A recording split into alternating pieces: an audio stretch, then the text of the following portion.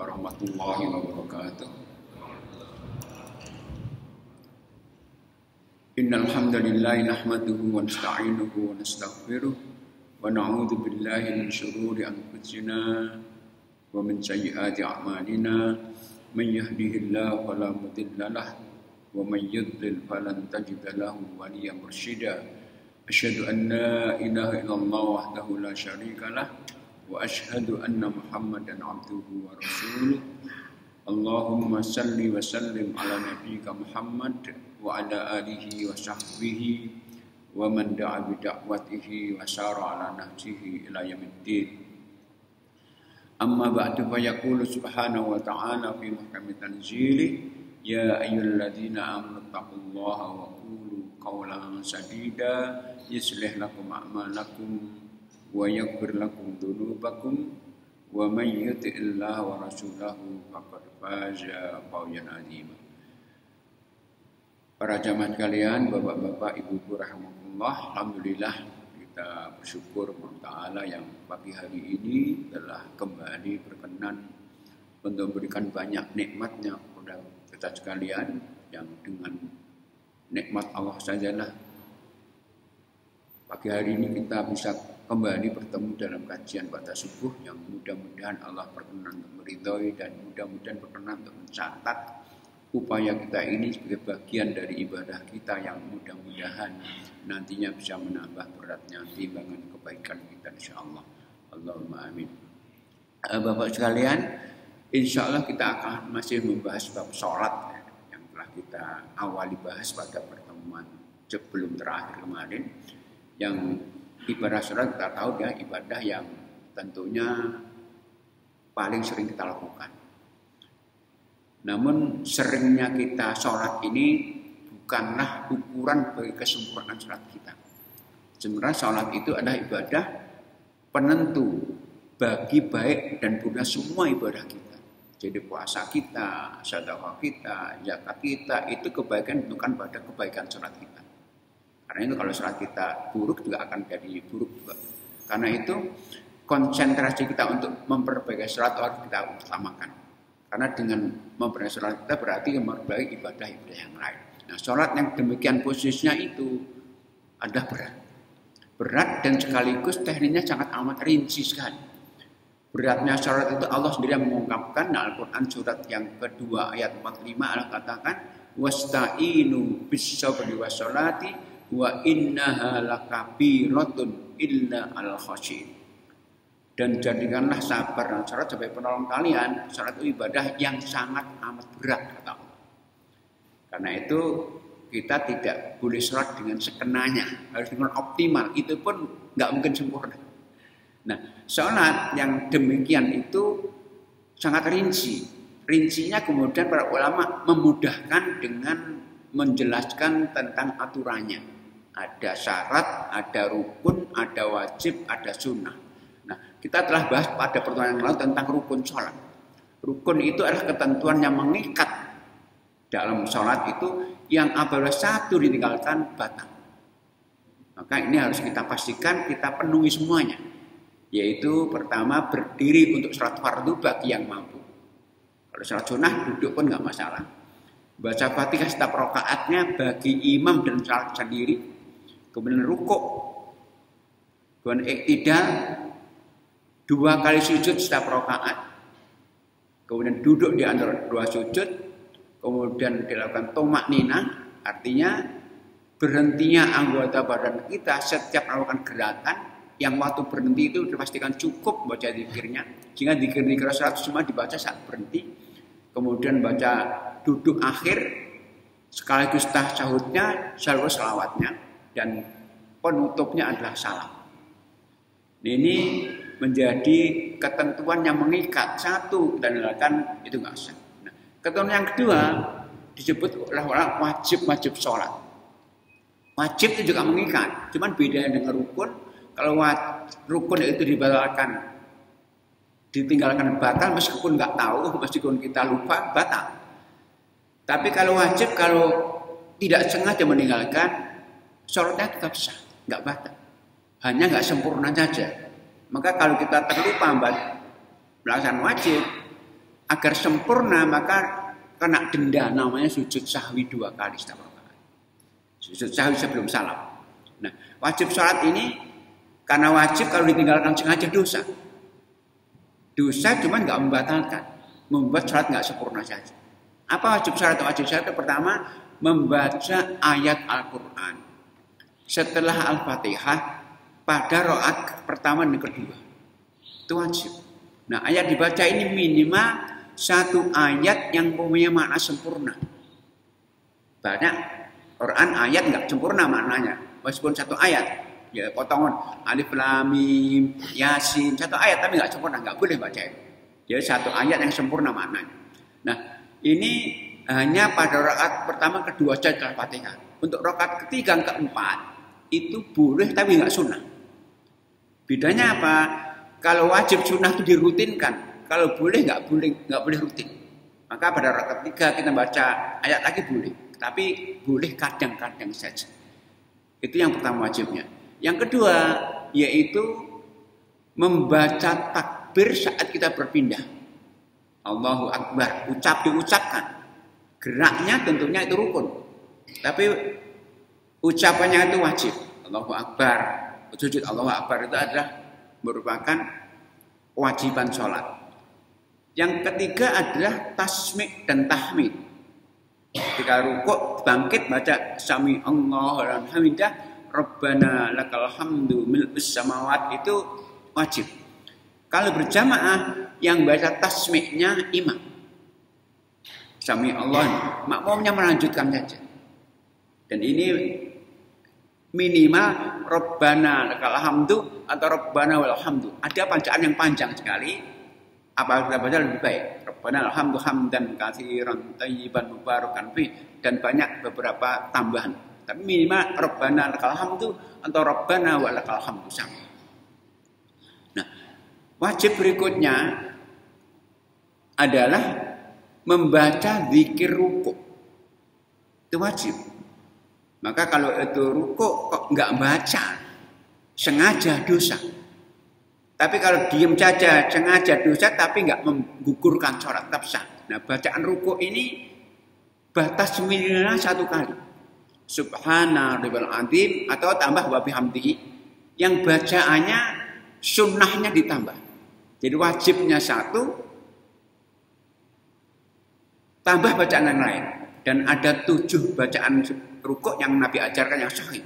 Subuhun kudusun rabbul malaru. Itu di antara bacaan rukuk kita.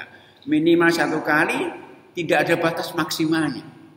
Sempurna 3 kali, tapi Nabi kadang-kadang bacanya itu sepanjang bacaan rakaatnya. Jadi kan kadang baca sholat itu kalau sendiri, beliau bacanya Al-Baqarah setelah Fatihah. Rukuknya sepanjang itu. Maka nggak ada batas maksimalnya, minimal 1 kali. Sempurna 3 kali. Kemudian wajibnya bacaan sujud. Nah, ini juga ada ketentuan wajibnya, ada ketentuan wajibnya 1 kali. Sempurna 3 kali, nggak ada batas maksimalnya. Dan bacaan sujud lebih banyak daripada bacaan rukuknya yang diajarkan Nabi yang sahih. Ada sekitar 13-an. Maka kalau tambah panjang dengan baca-baca itu nggak apa.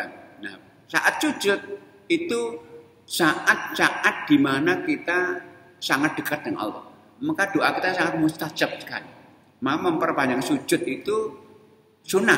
Cuman semua sujud harus seimbang, nggak sujud akhir saja. Jadi Nabi mengatakan tentang fadilah baca doa sujud itu, kata Nabi, aqrabu ma yakunu bainal abdi wa rabbi fa huwa sajidun fajatih itu berdoa. Posisi di mana seorang hamba paling dekat dengan Tuhannya saat hamba sujud, maka bersungguh-sungguh untuk doa. Nah, sekali lagi, tapi ini bukan sujud akhir saja, tapi semua sujud. Dan kita nggak boleh memanjang doa sujud akhir, sementara yang sebelumnya tidak. Seimbang semuanya, sujud panjangnya. Itu diantara wajib-wajib sholat. Nah, wajib sholat berikutnya ada membaca tasyahud awal. Jadi tasyahud kedua itu rukun, kalau nggak baca nggak sah. Tasyahud awal wajib, kalau sengaja dosa, tapi kalau kita lupa nggak membatalkan. Agar sempurna sujud sahwi nanti. Maka kalau seorang imam misalnya kok lupa tasyahud awal, angin berdiri, kok sudah terlanjur berdiri, belum diingatkan imam, subhanallah, nggak perlu duduk. Tapi kalau baru bangkit, baru diingatkan, subhanallah, duduk. Terlanjur tidak. Tapi nanti sujud sahwi sebelum salam 2 kali. Nah, itu tentang wajib sholat. Nah, wajib yang lain yang terakhir yaitu membaca keras, jahar pada rakaat kedua pada sholat malam, subuh, maghrib dan isya. Itu diwajibkan baca keras. Kalau kita nggak baca keras boleh, nggak boleh, cuman nggak batal. Maka kalau kita, misalnya kita baca sholat isya selesai, kemudian kita sholat ba'diyah. Sholat ba'diyah ada yang memberikan isyarat untuk menjadikan kita imam karena terlambat, maka wajibnya kita keraskan. Karena kita dibersihkan sudah imam pada sholat isya dikeraskan. Ini wajib baca sholat sekali lagi, ini ketentuan yang mengikat, sengaja ditinggalkan dosa, tapi nggak membatalkan. Cuman nggak sempurna. Nah berikutnya ada sunnah sholat. Nah sunnah ini perintah, cuman dia tidak mengurangi keabsahan sholat kalau ditinggalkan, akan mengurangi pahala saja. Karena sunnah perintah mestinya kita nggak tinggalkan, karena Nabi itu nggak meninggalkan sunnah, karena sunnah itu perintah. Nah apa sunnah sholat itu? Pertama, mengangkat kedua tangan, dan cara mengangkatnya itu, mohon maaf, tangannya tegak ke atas dengan menghadap ke arah kiblat, bukan begini. Jadi begini. Posisinya bisa sejajar dengan telinga atau pundak. Jadi Allah. Jadi sekali lagi tidak begini. Ini enggak. Kapan itu? Kalau sholatnya 2 rakaat 3 kali. Subuh misalnya sunnah apa? Pertama ketika takbirul ihram, Allahu akbar. Kedua ketika rukuk, Allahu akbar. Ketiga ketika iktidal, bangkit dari rukuk, sami Allahu liman hamidah. Itu 3 kali dalam mengatakan dalam sholat yang 2 rakaat saja. Kalau sholatnya lebih 2 rakaat, 3, 4, tambah 1 lagi. Ketika bangkit dari tasyahud awal. Jadi sekali lagi takbirul ihram, rukuk, iktidal dan bangkit dari tasyahud awal. Itu sunnah pertama. Adapun untuk sujud nggak ada sunnahnya untuk mengangkat. Yang kedua sunnahnya yaitu meletakkan tangan kanan di atas tangan kiri setelah takbirul ihram. Di mana? Di atas dada. Jadi ada banyak hadis, cuman yang paling sahih di atas dada. Ada hadis yang lemah yang itu juga sering dipakai, teman salah.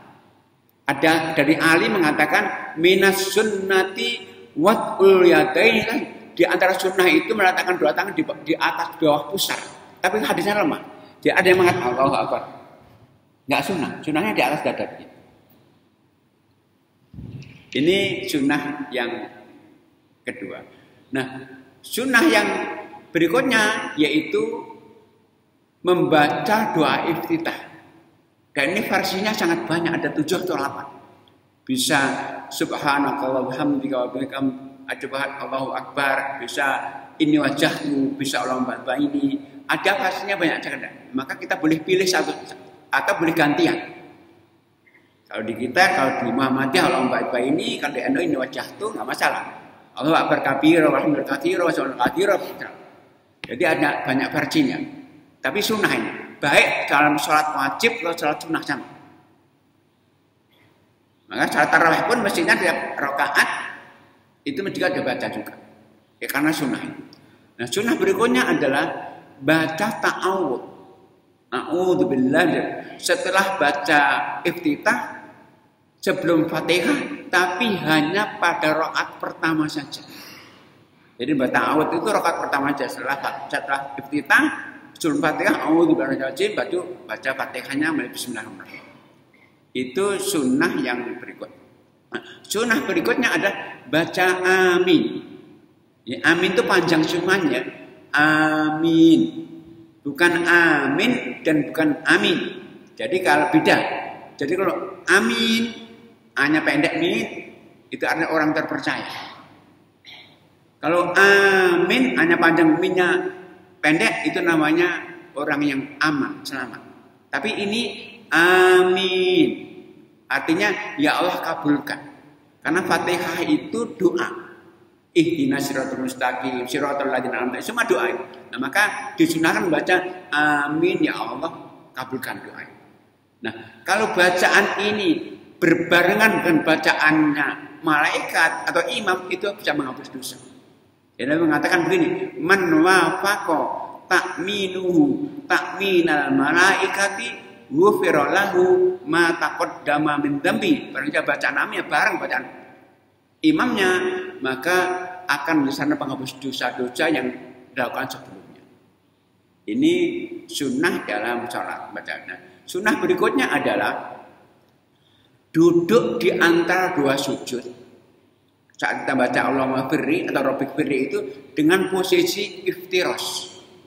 Jadi duduk sholat itu ada dua cara, bahkan tiga cara.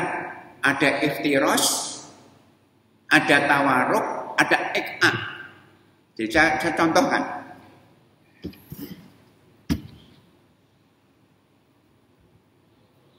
Jadi kalau duduk antara dua sujud itu iftiros, kakinya kiri diduduki begitu, kaki kanan ditegakkan ke atas, jari-jari menghadap ke arah kiblat. Jadi namanya iftiros. Duduk di antara sujud atau duduk pada tasyahud awal. Untuk duduk tasyahud akhir, untuk sholat 3 dan 4 rakaat, sunahnya tawaruk. Kaki kiri ditaruh di bawah kaki kanan, jadi tawaruk. Nah, untuk duduk tasyahud awal boleh ik'a. Ik'a itu begini. Tapi ada ik'a yang nggak boleh, yaitu begini. Makro, ada ik'a yang haram, yaitu cara-cara itu. Itu sunnah duduk di antara dengan posisi iftiros. Nah, sunnah berikutnya adalah memberikan isyarat dengan telunjuk saat tasyahud. Nah, Nabi saat tasyahud itu, tasyahud awal akhir, membuat posisi tangannya dengan membuat angka 35. Dalam bahasa Arab 35 itu ada kosongnya, ada segitiga gini. Gimana caranya? Ibu jari memegang jari tengah.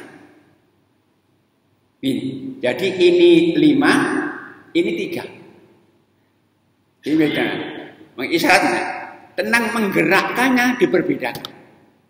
Tapi asyarat itu sunnah. Bahkan ini mengusir setan. Jadi setan nggak kita terus. Kata Nabi, huwa asyaddu ala syaitan minal hadid.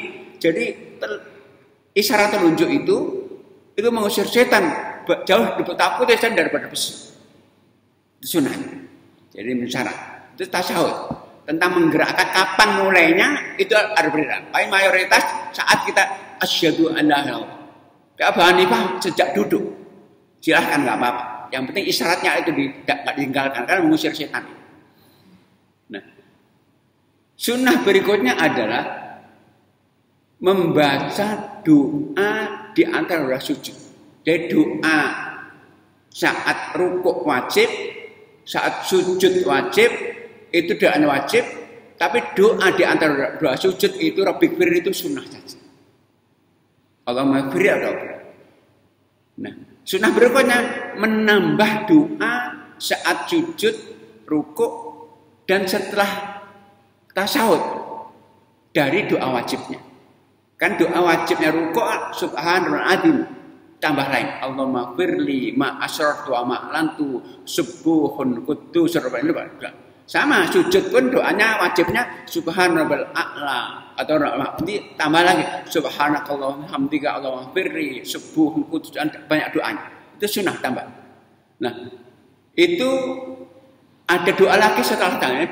Di antara doa yang paling mustajab saat itu ada posisi kayak Fatihah mustajab sekali. Rukuk mustajab. sujud termasuk setelah tasyahud akhir. Nabi ditanya begini, ya Rasul, ayu doain asma, doa yang paling Allah dengarkan apa? Karena Nabi duburus salawat, yaitu di akhir sholat, setelah tasyahud akhir itu. Banyak doanya ya, Allahumma inna a'udzubika minal jub, Allahumma inna adzabil qabri, itu doa. Di antaranya Allahumma hasibni hisabnya siro. Banyak doanya, monggo silahkan dibaca. Termasuk Allahumma inni ala dzikra itu bisa dibaca setelah tasyahud akhir. Itu doa sunnahnya. Nah, sunnah yang terakhir adalah menengok ke kanan ke kiri saat salam. Ya, salamnya rukun sebagai penutup sholat, tapi sunnahnya menengok. Yang menengok hanya kepala, tidak diikuti oleh badan. Assalamualaikum warahmatullahi wabarakatuh. Sunnahnya sampai kita dilihat di belakang kita. Tidak dibarengi dengan barat. Assalamualaikum. Tidak. Dan makruh juga kalau dibarengi dengan tangan. Assalamualaikum. Jadi hanya kepala saja menengok. Itu sunnah-sunnah. Nah, sunnah berikutnya adalah saat kita sholat sendiri, buat sutroh, pembatas depan kita. Itu berarti sunnah. Nah, yang berikutnya adalah yang membatalkan sholat. Pastikan kita ketahui ini, karena batal. Apa? Pertama, yakin batal. Ragu-ragu nggak batal. Yakin.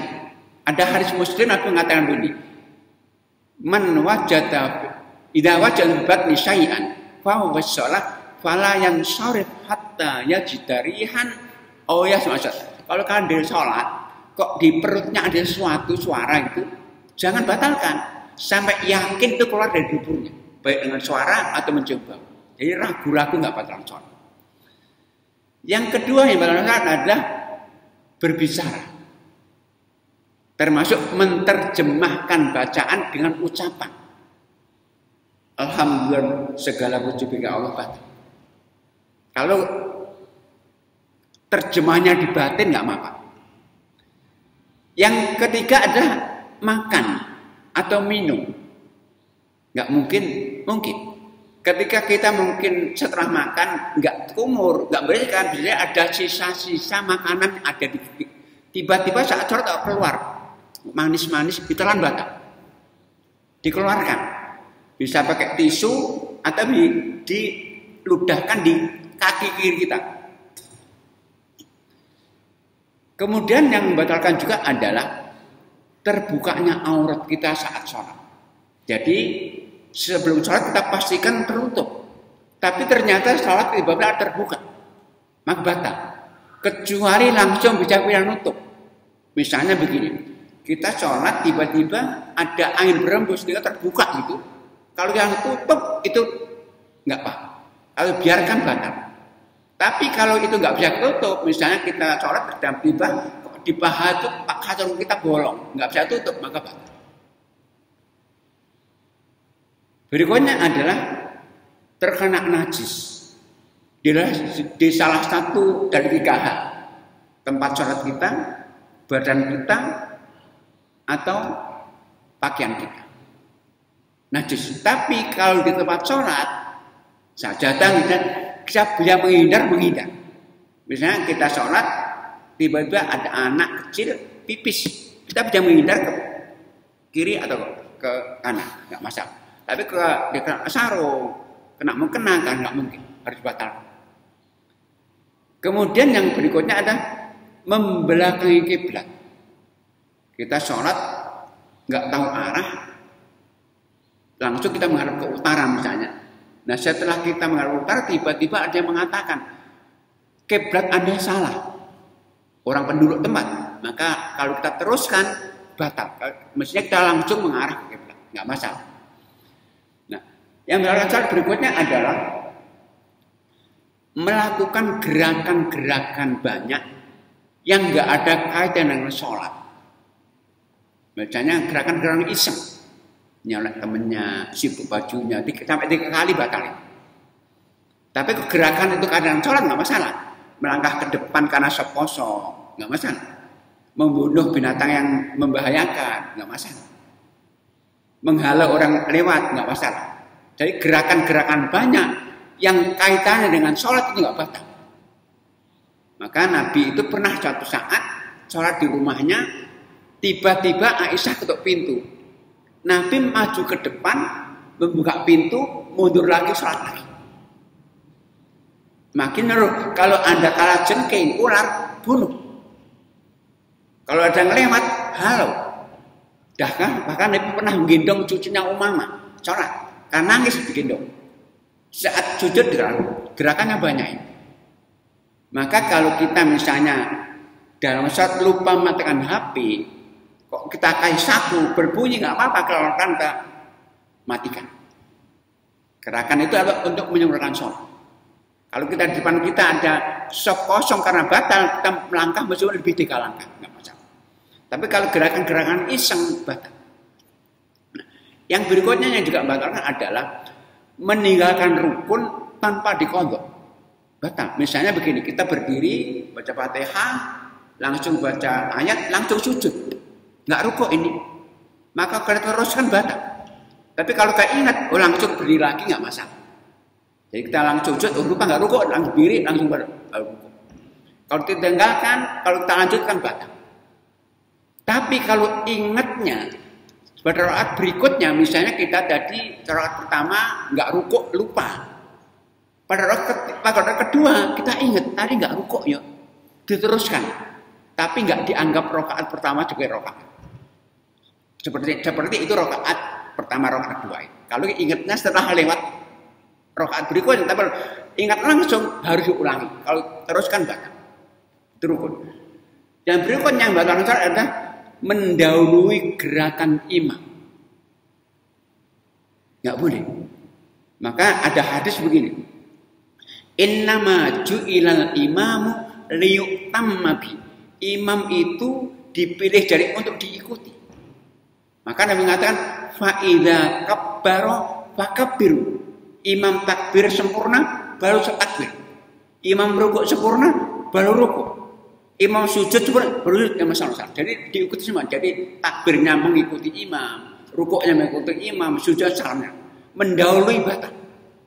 Jadi dalam jamaah itu kita ada 3 larangan. Pertama yaitu mendahului gerakan imam, batal. Kedua, membarengi gerakan imam, makruh. Ketiga, berlama-lama nggak ikut imam, makruh. Jadi kalau imam itu misalnya sudah baca Fatihah, baca Qul huwallahu ahad, selesai, imam bergerak, ya gerak dulu batal. Kalau kita bareng, terlarang tapi nggak batal, makruh, nggak disukai Allah. Maka makmum itu gerakannya setelah imam sempurna, Allahu Akbar rukuk, baru Allahu Akbar rukuk. Jangan bareng, nggak boleh.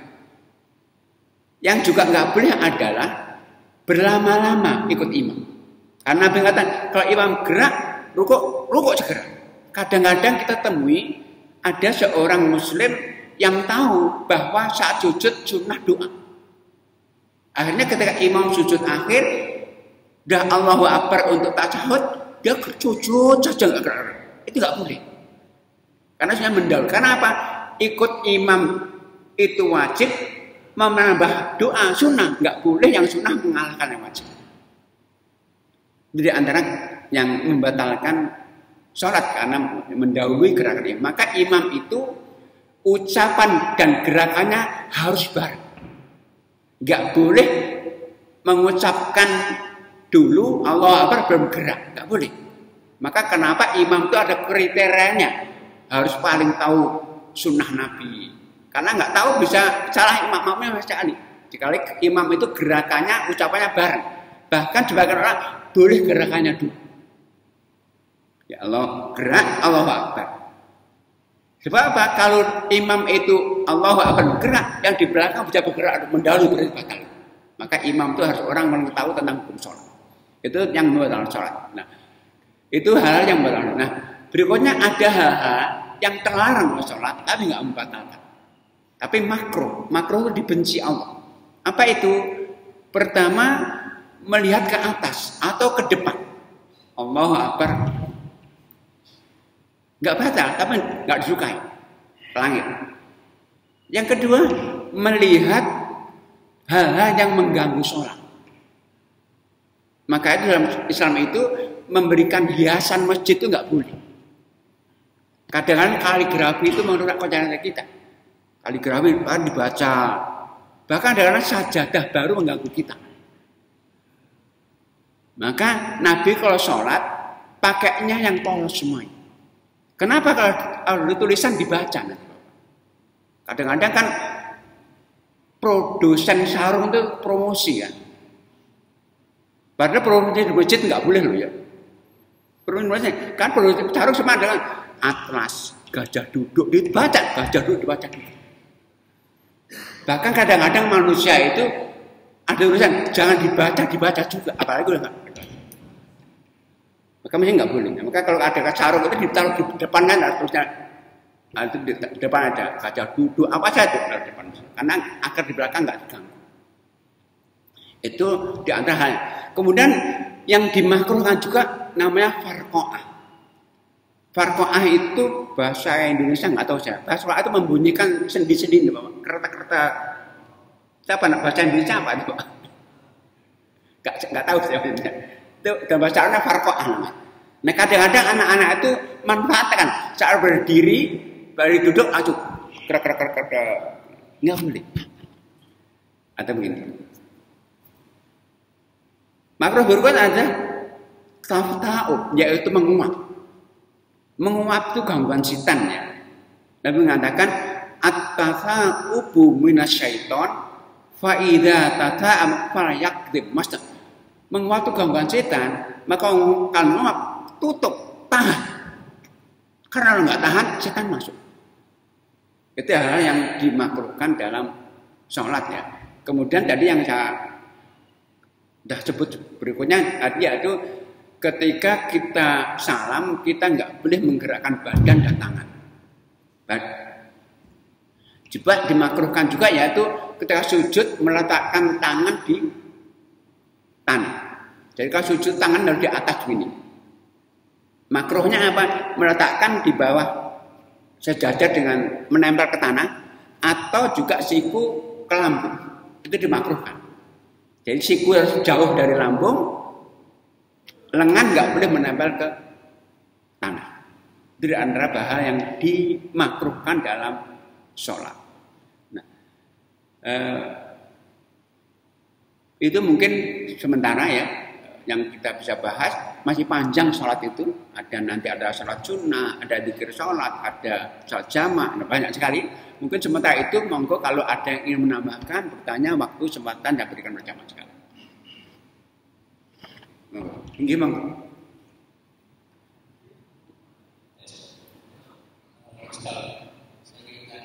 Dalam sujud sahwi itu yang dibaca. Gimana? Dalam sujud sahwi yang dibaca. Sujud sahwi. Sujud sahwi itu bacanya sujud doa sujud biasa. Jadi semua sujud itu sama ya. Ada tiga macam sujud. Ada sujud sahwi, sujud syukur, sujud tilawah. Jadi ada sujud sahwi karena lupa, tilawah karena baca Quran, ada sujud syukur karena kita dapat nikmat. Itu doanya doa sujud biasa. Jadi kalau ada yang mungkin pernah hafal subhanalladzi la ilaha itu hadisnya sangat dhaif sekali. Doanya doa sujud biasa, cuma doa lain. Cuman untuk sujud tilawah ada tambahan sunnah. Doanya sujud biasa ada apa? Sajadah wajhilladzii khalaqa wa saqqa itu tambahan doa saja. Tapi doanya doa sujud biasa. Ini ada yang nambahkan? Iki monggo. Waalaikumsalam warahmatullahi wabarakatuh.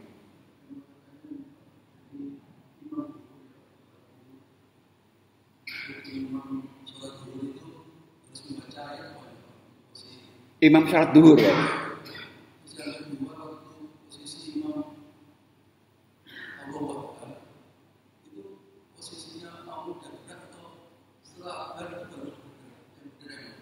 Ya. Jadi imam itu Bapak ucapan dan gerakannya mestinya bareng. Jadi Allah Akbar sambil gerak.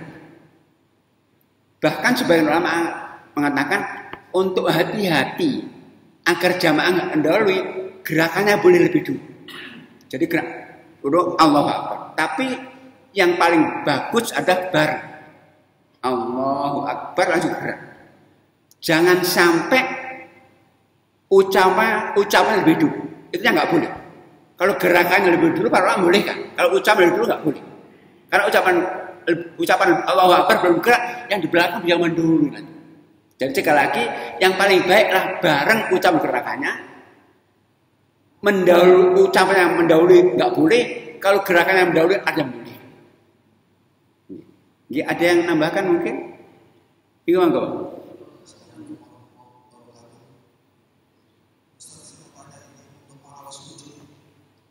Sujud apapun kita sujud itu setelah membaca sunatnya di dalam hati kita membaca berdoa itu gimana? Sujud ya? Iya sujud. Pada saat misalnya imam sujudnya lama di situ karena dia setelah itu dia baca doa dalam hati meskipun baca doa dalam hati dengan bahasa Indonesia itu gimana? Baik. Jadi kita ulang hadis Nabi begini. Aqrabu ma yakunu bainal abdi wa rabbi fawasajidun fajtahidu bid'a. Perintahnya. Posisi di mana seorang hamba paling dekat dengan Tuhannya saat hamba sujud, maka perbanyak sujud, doa. Cuman doa dalam sholat itu harus diucapkan. Karena sholat itu dari dua aspek. Beda haji ya. Sholat itu ada ucapan, ada gerakan. Nggak ada sholat batin, nggak ada. Diucapkan artinya digerakkan lisannya. Dan itu harus berbahasa Arab. Kalau yang dibatin bahasa Indonesia nggak masalah. Maka karena bahasa Arab itu bahasa ibu kita. Kita sering baca Fatihah, ucapan tapi hati kita mau segala bilang Allah. Nggak apa-apa. Tapi kalau namanya sholat, dua aspek, ucapan, gerakan. Jadi sholat membatin nggak sah. Sama doa-doa kita itu minimal kita gerakkan lisan kita.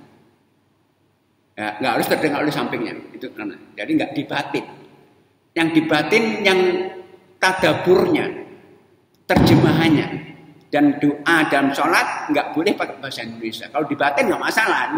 Kalau itu bukan nggak berpengaruh. Yang diucapkan harus pakai bahasa. Mungkin ada yang lain, mungkin bang.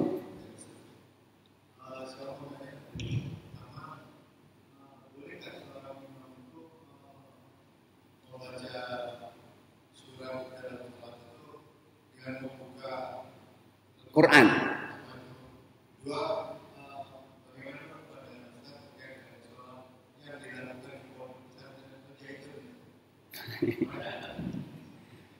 Baik, untuk hadis-hadis yang meriwayatkan para sahabat, para tabi baca Quran saat sholat, baca mushaf itu semuanya sholat sunnah semuanya. Jadi nggak ada satu riwayat pun dari hadis-hadis Nabi yang menjelaskan para sahabat itu baca Quran saat sholat wajib. Karena kaidahnya begini, faqra ma tayassara, baca yang mudah mau baca. Sholat sunnah, karena sholat sunnah itu sunnahnya bacanya panjang.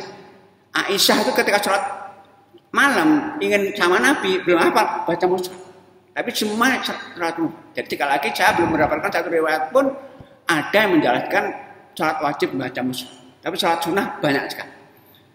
Adapun yang ditanyakan sholat zaitun, MUI telah mengeluarkan fatwa. Jadi sholat itu nggak boleh dengan cara yang jadi kalau jarak itu dalam kondisi darurat boleh. Masuk corona kemarin. Tapi nggak boleh dijadikan kebiasaan. Pakai masker itu boleh nggak? Makruh. Kecuali darurat. Kalau yang darurat itu, yang makruh yang nggak boleh pun boleh. Tapi udah nggak boleh karena harus menempel. Kayak gini. Dan di jalan itu wanita tengah-tengah nggak boleh lagi. Karena kalau ada namanya muhadar itu ketika sejajar wanita laki-laki nggak ada pembatas itu batas. Kalau batas ada batas nggak masalah. Misalnya kalau maka kita di sauro-sauro kampung itu posisi jamaah wanita samping, tapi ada batasannya tembok, nggak apa-apa. Tapi nggak ada batasannya batas. Namanya muhalat namanya. Baik. Nggak ada yang nambahkan mungkin? Enggak.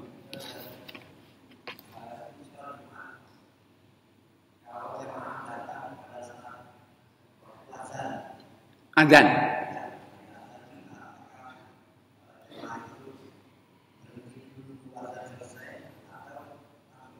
Baik.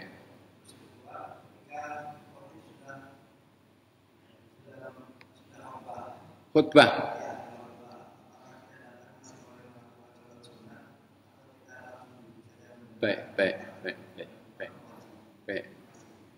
Baik. Jadi posisi seorang datang masjid dalam keadaan posisi azan. Dibedakan antara azan Jumat dan azan sholat wajib. Dalam kalau sholat wajib, sunnahnya mendengarkan dulu. Mengikuti suara azan. Kenapa? Dalam azan itu nggak boleh muadzin itu langsung iqamah setelah azan. Nggak boleh. Karena semua qobliyah ada. Qobliyah subuh ada, qobliyah zuhur ada, qobliyah asar ada, cuma maka muadzin itu nggak boleh iqamah langsung. Maka kalau kita sholat wajib, ada azan kita dengarkan diri, nggak dulu. Untuk ikut azan. Nah itu baru kita dapat fadilah nanti sholat tahiyatul masjid. Ada 2 fadilah. Untuk sholat Jumat kita disuruh langsung sholat. Kenapa? Sholatnya itu mendengarkan khutbah itu wajib. Maka kita harus ngejar dengan khutbah itu. Untuk beda ya. Jadi untuk sholat wajib sunnahnya kita dengar azan, nggak duduk. Baru kemudian baca doa, baca azan, sholat. Kalau Jumatan sunnahnya kita langsung sholat untuk mengejar mendengarkan khutbah itu karena wajib dengar khutbah. Yang kedua, ketika Jumatan imam khutbahnya datang itu aneh. Itu sunnahnya sholat 2 rakaat percepat. Jadi ada hadis sahih ini. Jadi ada namanya Sulaik namanya, sahabat Sulaik. Beliau datang ke masjid, Nabi posisi khutbah Jumat. Karena Sulaik itu tahu dengar khutbah wajib langsung dia duduk di atas mimbar mengatakan as-sholaita, engkau sudah sholat? Nabi belum. Kata Nabi, kum fasalli fatajawaz, bangkit diri sholat dan percepat. Jadi untuk Jumatan begitu. Maka di sini untuk Jumatan khusus namanya. Jadi khutbah cuma wajib, tapi tahiyatul masjid itu sunnah ditekankan sekali. Maka Nabi percepat tapi. Dan ini juga menunjukkan saat khutbah khotib naik mimbar itu pemegang kendali imam. Kalau ada makmum yang ramai, imam yang merekakan. Ada makmum bilang, imam mereka. Jadi kalau imam naik mimbar kan kita nggak boleh ngomong-ngomong lagi kan. Gerak pun nggak boleh kata-kata, menggerakkan nggak boleh. Maka imam, maka Nabi saat itu, maka sama. Kalau imam itu salah, makmum boleh mengingatkan. Pak Imam ayatnya salah, nggak masalah. Masalah. Jadi dialog antara imam dan makmum itu boleh. Yang nggak boleh dialog antara jamaah dalam Jumatan. Jadi ada yang lain mungkin? Ya Ustaz, kalau saya sampaikan yang terakhir tadi, bagaimana kalau ada tugas, misalnya lapor dalam rangka dia mengatur supaya Baik.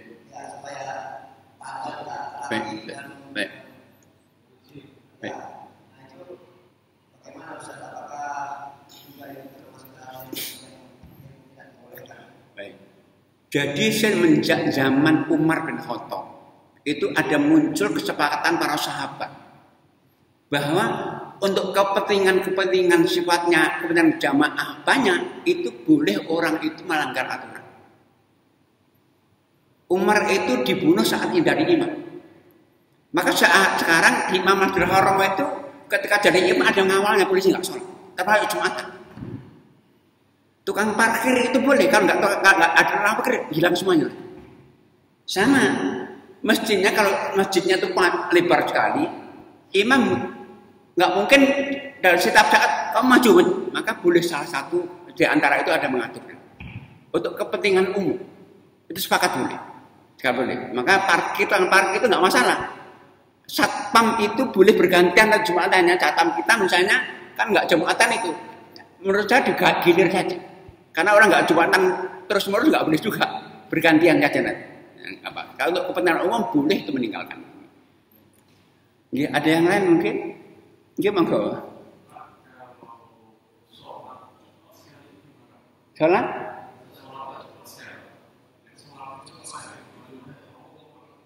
Cepat. Jadi begini, salah satu rukun itu ketentuan wajib ya. Kalau ditinggalkan itu batal. Rukun sholat di tumakninah namanya. Tumakninah artinya berhentinya anggota badan saat melaksanakan gerakan sholat. Yang waktu berhenti itu dipastikan cukup menjadi keren. Jadi begini. Jadi tumakninah itu berhentinya anggota badan, berhenti. Saat dalam gerakan sholat, berdiri, rukuk, sujud, yang waktu berhenti itu pastikan baca dzikirnya cukup. Maka bacaan dzikir cuma berhenti. Allahu Akbar. Subhanallah, nggak boleh. Subhanallah sampai Allah nggak boleh. Sehingga orang yang sholat yang tadi 5 menit bisa 20 rakaat nggak sah.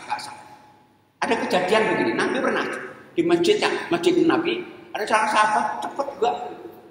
Nabi sholat tunggu tapi nggak dibatalkan itu udah masalah Nabi. Sholli fa innaka ulangi sholat. Kan sahabat ulangi lagi. Setelah salam yang kedua Nabi ulangi sholat. Belum sholat. Sampai 3 kali. Nah, 3 kali disuruh sahabat mengatakan, ya Rasulullah, inni la uhsinur. Ya Nabi, aku yang dilakukan seperti itu. Gak bisa lain. Ada satu engkau tinggalkan yang menyebabkan gak sah. Untuk itu aku suruh ulang apa? Engkau sholat gak tomak nih. Jadi gerak. Jadi banyak itu makan gak sah. Mungkin video-videonya mungkin pernah beredar jam tarawih 2 rakaat 10 menit nggak sah, batal, nggak ada gunanya. Nggih ada yang nambahkan mungkin? Nggih monggo.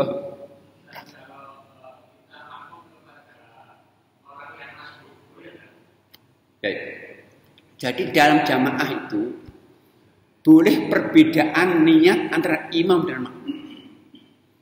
Semua terjadi pada Nabi. Jadi begitu saat pertama Nabi langsung melihat ada sahabat datang terlambat sudah selesai sholat. Langsung sahabat satu orang berdiri mau sholat, Nabi tahan dulu. Nabi menawarkan yang lainnya, siapa yang bersedekah menemani dia? Akhirnya apa? Yang belum sholat jadi imam, yang sudah sholat menjadi nanya apa? Niatnya sholat sunnah pertama. Yang kedua adalah Mu'ad bin Jabal itu hafid Quran menjadi imam masjid Jawa besar sekali. Nah, suatu saat dia sholat bersama Nabi, sholat Isya di Nabawi, masjid Nabawi. Setelah itu pulang, ternyata umatnya menunggu. Maka Mu'ad tetap jadi imam sholat Isya dan meniat sholat sunnah. Maunya Isya cuma. Maka sama, kalau ada orang masbuk, imam salam dia berdiri, kita boleh bermakmum. Nanti bisa seperti sepur, masuk lagi, tambah lagi, masuk lagi, nggak masalah. Itu boleh, dibolehkan. Ya bahkan menurut Imam Syafi'i itu orang dua masbuk bareng itu boleh langsung meneruskan. Cuma masalahnya kalau nggak ada kesepakatan repot. Siapa yang menjawab? Mestinya yang kanan dari imam mestinya. Cuma masalahnya ustadznya yang di kiri. Yang kanan nggak mau nih. Jadi imam saya boleh. Cuma repot nanti kalau nggak ada kesepakatan nanti kita lanjutkan nggak masalah. Kalau enggak nanti. Karena kalau masbuk datang berikutnya jadi makmumnya boleh, nggak apa-apa. Ini ada yang ngomong. Mengenai sholat berjamaah, bolehkah seseorang untuk sholat berjamaah di masjid karena imami keluar dari rumah? Gimana? Seseorang datang ke masjid Sholat? meninggalkan sholat berjamaah di masjid. Ya. Karena imam keluarganya. Jadi imam keluarganya. Ya. Jadi mestinya begini. Dalam surat yang keempat ayat 102 Allah katakan wa idza kunta ma'hum fa aqamtal musholat fal taqum ta'id ma'ak. Jadi ini ayat yang menyuruh Nabi untuk berjamaah saat perang ya, berjamaah. Yang kedua ada sahabat buta, tua lagi, namanya Abdullah bin Maktub. Ketika datang perintah berjamaah, datang ke Nabi, ya Rasulullah, inni dharirun syai'udar lako itu ya gitu. Nabi acara laki-laki tua buta, rumahku jauh, nggak ada penuntunku, bolehkah aku salat di rumah? Nabi tanya, hal sami'tan nida, kau dengar ada? Dengar. Respon. Artinya sebenarnya suami istri itu mestinya istrinya ngusir suaminya. Wanita itu lebih baik di rumah meskipun boleh di masjid. Dan fadilahnya lebih banyak. Jadi ada seorang wanita sahabiah mengatakan, ya Rasulullah, ini aku suka kalau sholat bersamamu di masjidmu. Oh, saya tahu. Dia sholat di dalam rumahmu lebih baik. Masjid Nabi loh. Maka sekali lagi kita boleh ngajak istri kita ke masjid, tapi kita nggak boleh membiasakan kemudian kita di rumah nemeni. Tapi kadang-kadang boleh kita sholat jamaah di masjid, pulang menjadi imamnya, tapi nggak boleh dibiasakan. Karena ini bukan sunnah, ini mubah kadang-kadang. Maka misalnya kita ke masjid berjamaah, di rumah istri sendiri kita nggak apa-apa jadi imamnya, ya, untuk menemani itu. Tapi ini mubah, nggak boleh dirutinkan. Nggak ada yang nambahkan mungkin? Gimana? Terbadiannya.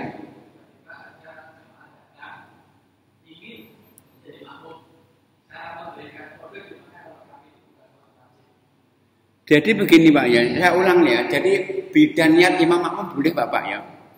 Maka kalau ada kita ba'diyah, ada yang bergabung itu boleh. Yang ditanyakan namanya Pak? Cara bersyarat. Sebetulnya ya, kalau jamaah itu langsung berposisi di kanannya otomatis. Cuman kadang-kadang kita belum tahu hukum, akhirnya menepuk. Menepuk itu isyaratnya, nggak ada aturan menepuk. Mestinya begini, ada orang berdiri sendiri, kita langsung berdiri kanannya, itu otomatis mestinya di makmumnya.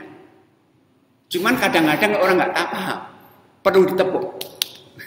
Nggak masalah juga, nggak masalah. Gimana Pak? Makmumnya wajib? Boleh Bapak. Boleh. Jadi beda niat imam boleh. Asal gerakannya sama. Gerakannya sama. Jadi sekali beda imam wajib, makmum sunnah, imam sunnah, itu semuanya boleh. Cuma ada contohnya pada Nabi SAW.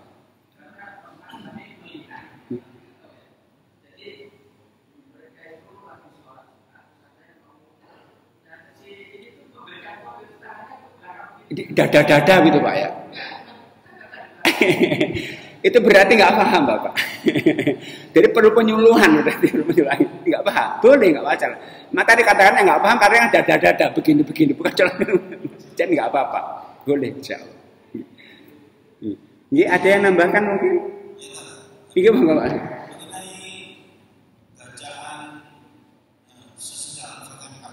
Bacaan sesudah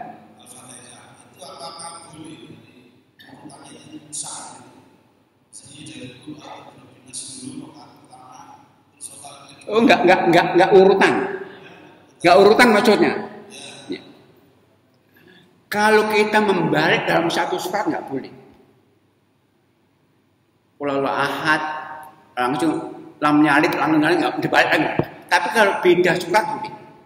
Contohnya apa? Contohnya begini. Nabi itu pernah sholat di belakangnya Abdullah bin Mas'ud. Hadisnya sahih. Di Rasulullah ada. Abdullah bin Mas'ud bergabung Nabi sholat sunnah. Nabi apa yang baca? Pertama Al-Baqarah. Abu Mas'ud mengatakan mudah-mudahan selesai. Aduh dalam hatinya. Dicerita beliau setelah itu. Ternyata setelah Nabi bacaan surat apa? An-Nisa. Mestinya apa? Ali Imran kan? An-Nisa. Abu Mas'ud mudah-mudahan selesai.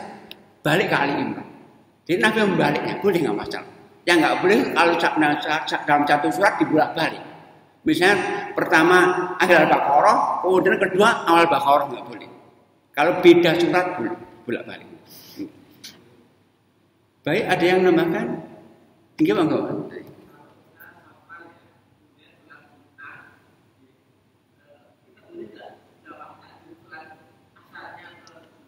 Jamak dengan asar.